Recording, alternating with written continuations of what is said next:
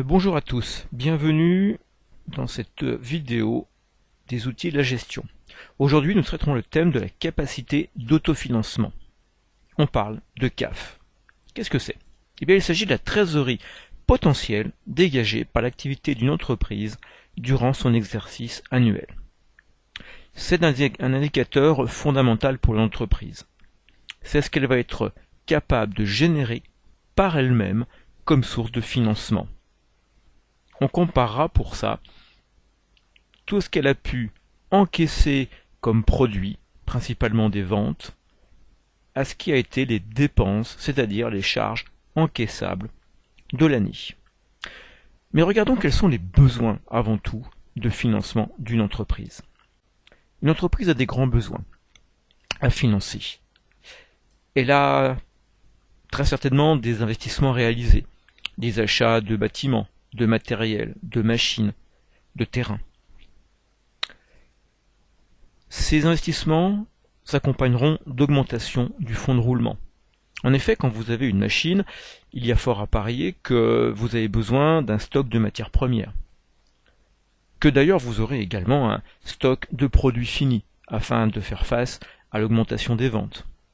Il est fort probable aussi que vos clients demanderont un délai de paiement, c'est-à-dire que des créances clients vont apparaître. Autant d'éléments supplémentaires que vous allez devoir financer. Et à chaque équipement supplémentaire, vous devrez faire face à une augmentation de ce fonds de roulement. Par ailleurs, une entreprise a également des remboursements à effectuer sur des emprunts passés. Et puis, ces associés souhaiteront, espéreront toucher des dividendes. Pour faire face à ces grands emplois, eh bien, notre entreprise devra compter sur des ressources financières. Des ressources financières, tout d'abord d'origine externe. Ça sera l'apport des capitaux amenés par les associés. Ce seront des subventions d'investissement qu'elle peut espérer toucher, des aides publiques venant de la région, de l'État, de la collectivité. Elle pourra également emprunter de l'argent à des banques par exemple, et puis de manière plus marginale, vendre des équipements dont elle a plus besoin ou qu'elle souhaite renouveler. On parle de cession d'actifs, un complément de financement. Nous avons là 4 sources externes. Et puis, cette même entreprise, durant l'année, peut très bien réaliser des ventes encaissables. Dans un premier temps, ces ventes on espère qu'elles vont couvrir nos dépenses, c'est-à-dire nos charges décaissables. L'objectif d'une entreprise, c'est que ces ventes encaissables soient supérieures à ces charges décaissables. Alors apparaît un surplus. Ce surplus, c'est la ressource interne de l'entreprise. C'est elle qu'on appelle la fameuse capacité d'autofinancement, la CAF. Cette CAF, eh bien, il va en falloir assez pour faire face aux différents emplois que l'on a déjà vus. Pour les investissements, on espère qu'il y aura de la CAF. Il en faudra pour donner confiance aux autres partenaires. Vous avez un nouveau projet, on s'attendra à ce que, si vous croyez en votre projet, si vous en avez confiance, vous financiez une partie de celui-ci. Les autres partenaires, dans ce cas-là, vont venir abonder. De la même manière, votre nouveau projet va générer du fonds de roulement à financer. On vous incitera à en couvrir au moins une partie. Vos projets anciens avaient nécessité d'emprunter de l'argent.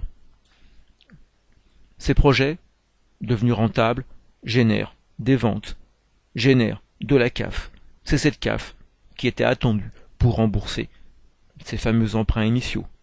Et puis les associés qui vous ont confié des capitaux, eux, attendent que vous leur versiez des dividendes. Voilà, la CAF, elle sert à couvrir tous les types d'emplois, en partie ou en totalité, on peut l'espérer. Alors cette CAF, on la souhaite abondante. Abondante parce que les entreprises aiment bien avoir un minimum d'indépendance financière, ne pas trop dépendre des partenaires extérieurs. Parce que cette CAF abondante, c'est la promesse d'un autofinancement. Un autofinancement de maintien, Cela permet de renouveler à l'identique les capacités d'action d'une entreprise, mais également autofinancement de développement, c'est-à-dire pouvoir augmenter cette capacité d'action, c'est des équipements supplémentaires, des usines supplémentaires, des points de vente supplémentaires. Cette CAF devra également être assez abondante pour pouvoir rembourser nos dettes financières. On vient de le voir. Et il faut qu'il y en ait encore assez pour pouvoir payer les dividendes aux associés. Condition sine qua non pour que ceux-ci ramènent de nouveaux capitaux dans le futur.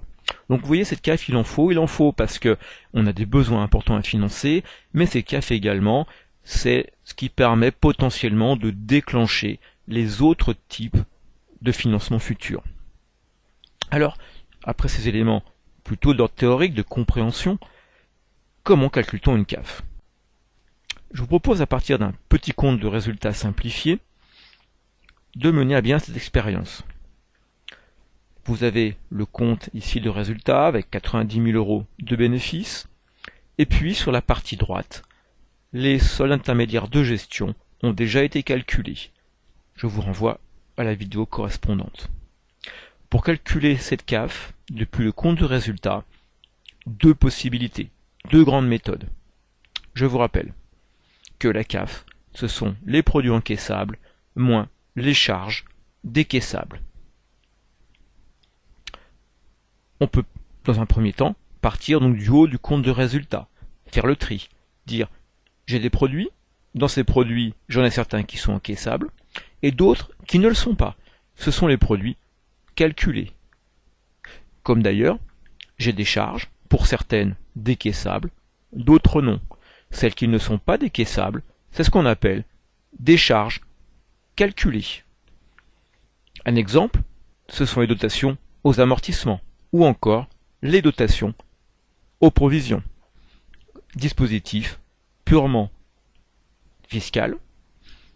Quand vous avez une dotation aux amortissements et aux provisions, celle-ci ne sort pas de l'entreprise. Il n'y a pas décaissement, c'est simplement quelque chose qui se passe en interne. Alors, regardons dans nos SIG ce qui pourrait peut-être nous faire gagner du temps et éviter un peu ce grand tri. Par exemple, la valeur ajoutée. Pour la calculer, j'ai pris le chiffre d'affaires. C'est encaissable. Et je lui ai retranché tout ce qui était achat qui vient de l'extérieur. Achat de marchandises, achat de matières premières. Mais aussi, ça peut être des loyers, des frais de transport, des honoraires, etc. Autant d'éléments qui visiblement sont des charges qui ont bien été décaissées. La valeur ajoutée, ce ne sont que des produits encaissés et que des charges décaissables. Dans un deuxième temps, l'excédent brut d'exploitation. Rappelez-vous, on partait de la valeur ajoutée pour le calculer et on retranchait les impôts et taxes, c'est quelque chose qui est décaissable, et on retranchait également les charges de personnel. Et là, je pense que vous allez rejoindre mon avis assez vite. Les salaires, les salariés s'attendent tout à fait à ce que vous les décaissiez. Quant aux charges sociales, les administrations qui en ont la gestion s'attendent aussi à ce que vous les décaissiez. L'excédent brut d'exploitation, ce ne sont que des produits encaissables et que des charges décaissables. Et enfin, le résultat d'exploitation. Pour aller au résultat d'exploitation, eh bien on va prendre les derniers éléments d'exploitation, les reprises sur provision. Ah, là vous sentez qu'il y a un problème, il y a le mot provision, on est sur quelque chose de calculé, et on retranche également les dotations aux amortissements et provisions, là encore, de la charge calculée. Le résultat d'exploitation, ce n'est pas seulement que de l'encaissé, et pas seulement que du décaissé. Je ne peux pas me baser dessus. Donc, première méthode pour le calcul de la CAF, c'est un calcul à partir de l'excédent brut d'exploitation. Allons-y donc.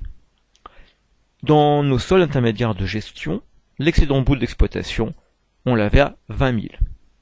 On va rajouter à celui-ci tous les autres produits encaissables restants et on va retrancher toutes les charges décaissables restantes, en épuisant ligne par ligne notre compte de résultat. Donc je vais commencer par aller chercher les produits restants d'exploitation. La reprise sur provision, je ne la prends pas. C'est quelque chose de calculé. Par contre, les autres produits d'exploitation, c'est tout à fait quelque chose d'encaissable. Je rajoute les 10 000. Du côté des charges d'exploitation, il me reste les dotations aux amortissements et aux provisions, charges calculées, je ne prends pas. Et s'il y en avait, je prendrais les autres charges d'exploitation pour les retrancher. Ici, montant de 0. Ensuite, je passe au domaine financier. Je rajoute tous les produits financiers encaissables. Ici, pas de produits financiers dans notre exemple. Et je retranche toutes les charges financières décaissables. Ici, 40 000 à enlever. Puis enfin, je passe aux éléments exceptionnels. S'il y en a, je rajoute les produits exceptionnels encaissables, 160 000 pour nous, et j'enlève les charges financières décaissables, ici, un montant de 0. Et enfin, pour terminer notre calcul, il nous reste une dernière ligne, l'impôt sur les bénéfices, là, complètement décaissable, je le retranche, moins 60 000, ce qui nous donne une capacité d'autofinancement de 90 000.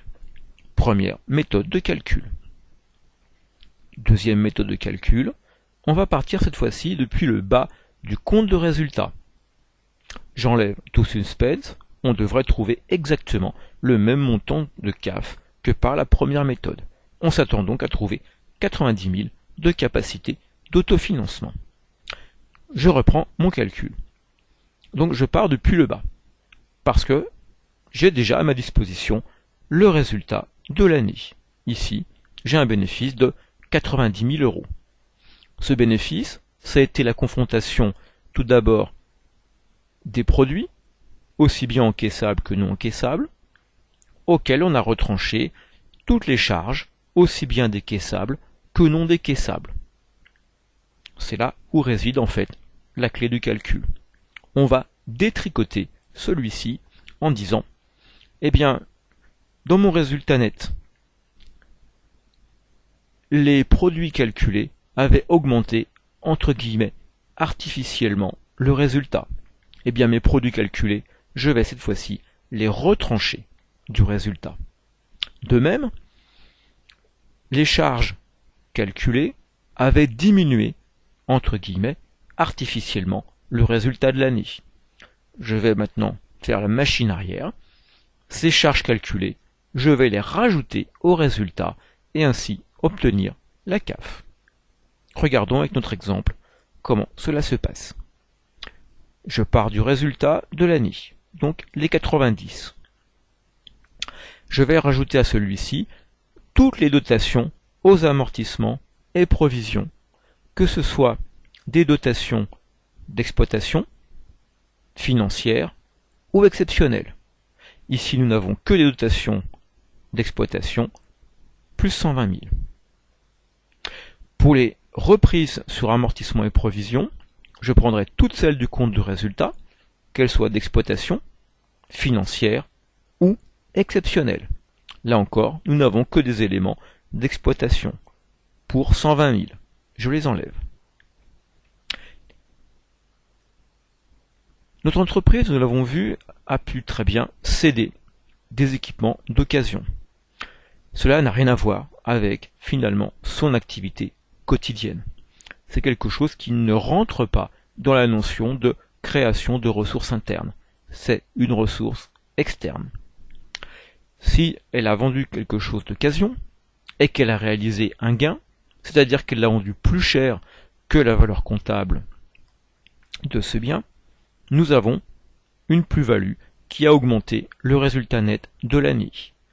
Dans ce cas-là, pour obtenir la CAF, on enlève ce montant. A l'inverse, si la cession s'est concrétisée par une moins-value, cette moins-value a diminué le résultat net de l'année. Pour obtenir la CAF, on va rajouter la plus-value. C'est pour ceci que vous voyez le calcul qui est plus valeur comptable des cessions, moins produit de cession d'actifs.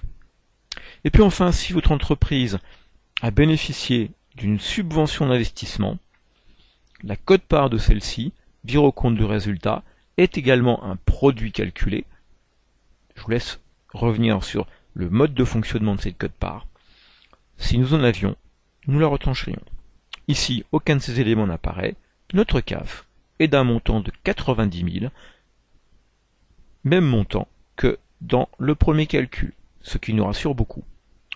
En synthèse, cette CAF, c'est donc un élément indispensable pour une entreprise. Il en faut, et il en faut de manière abondante, car les besoins également sont nombreux, notamment lorsqu'une entreprise essaye de se développer. Il faut qu'elle puisse financer une partie de ses projets, il faut qu'elle puisse rembourser les emprunts de ses différents projets, mais aussi il faut qu'elle puisse continuer à fidéliser ses associés en leur versant une partie du bénéfice, le dividende. Ceux-ci l'attendent pour la rentabilité de leur placement. Je vous remercie de votre attention et à bientôt pour une autre vidéo de finance.